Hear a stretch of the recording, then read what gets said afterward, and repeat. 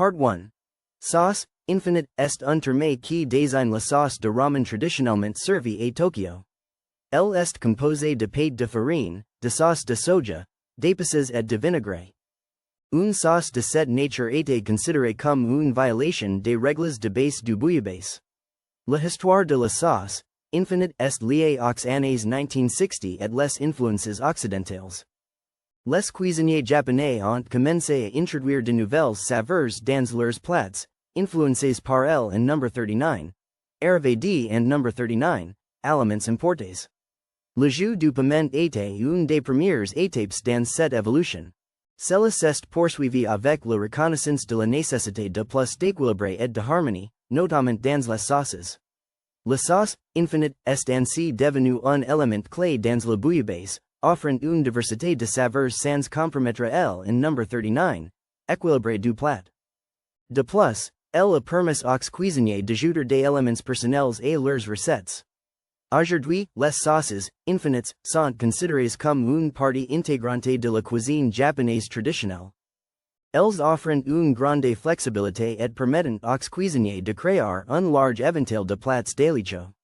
Part 2.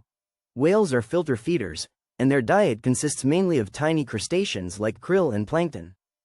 However, seaweed is an essential component of a whale's diet in the wild. In fact, some species of whales, such as humpbacks and gray whales, have been observed eating large amounts of seaweed.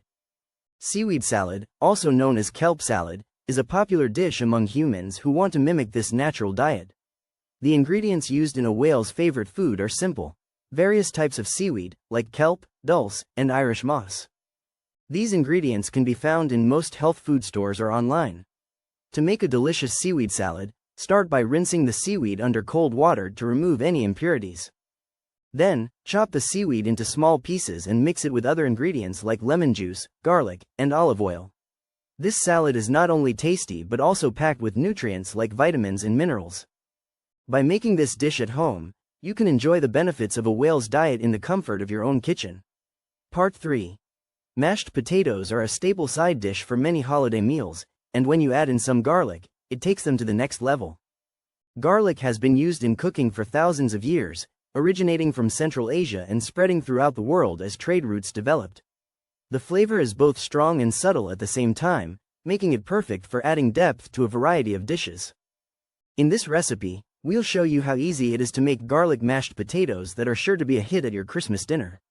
Start by boiling 3 to 4 large potatoes until they're tender, then drain them and mash with some butter and milk. Add in 2 to 3 cloves of minced garlic and mix well. The key is to not overdo it with the garlic. You want to still be able to taste the potatoes. If you prefer a stronger garlic flavor, you can always add more, but start with this amount and adjust to taste. To finish off your mashed potatoes, sprinkle some chopped fresh herbs like parsley or chives on top for added color and freshness. This is a simple recipe that's perfect for busy holiday cooks who want to make a delicious side dish without too much fuss. Part 4. Royal icing, a sweet and versatile confection made from powdered sugar, egg whites, and water, has been used for centuries in various ways beyond decorating cakes and cookies. Originally created by medieval European bakers as a way to preserve food, royal icing was also used to make candies, chocolates, and other sweets. One of its most surprising uses is as a medicine. Royal icing was often mixed with herbs and spices to create remedies for ailments like sore throats and coughs. In some cultures, it was even used as a natural adhesive. The ancient Egyptians used royal icing to preserve food and make candies, while the Incas used it to decorate their textiles. Royal icing has also been used in traditional medicine, such as to treat digestive issues. Its unique properties made it an ideal ingredient for various applications. From medicine to art, royal icing has proven itself to be a versatile and valuable substance. Royal icing is not just about decorating cakes, but its uses extend far beyond the kitchen. Part 5. Gluten-free bread has come a long way from its humble beginnings in the early 2000s. With the rise of modern cooking techniques and ingredient innovations, it's now possible to make delicious gluten-free bread at home. This recipe uses simple ingredients like rice flour, potato starch, and xanthan gum to create a tender crumb and crispy crust.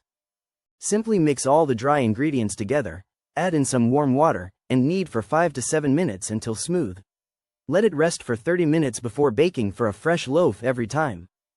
For this recipe we used a simple flatbread shape, but you can easily create a baguette or ciabatta too. The result is soft, fluffy bread that's perfect for sandwiches or toast. This easy gluten-free bread recipe will become your go-to for all your sandwich making needs.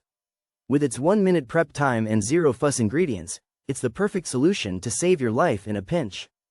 Part 6. Alum, derived from the Latin word for aluminum, has been used in cooking for thousands of years. Originally a white powder made from burnt alumina, it was highly valued for its versatility and medicinal properties.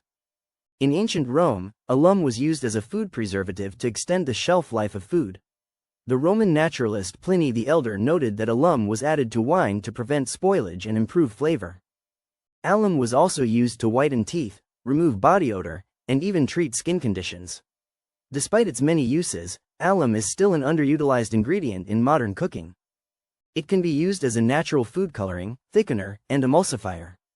When combined with acidic ingredients like lemon juice or vinegar, alum creates a beautiful yellow color that is perfect for decorating desserts. Part 7. Carbon is an element, but in ancient Greece, it was a key ingredient in a dessert that would later influence French cuisine. The Greeks used bone meal to make a sweet treat called kalatou, which was rich in protein and calcium. This ancient dessert was consumed by athletes and soldiers to aid in muscle growth and strength. The use of collagen in food dates back thousands of years, with the Greeks being one of the first civilizations to harness its benefits. The ancient Greeks believed that a strong body required a strong diet, and they incorporated bone meal into their desserts to provide essential nutrients.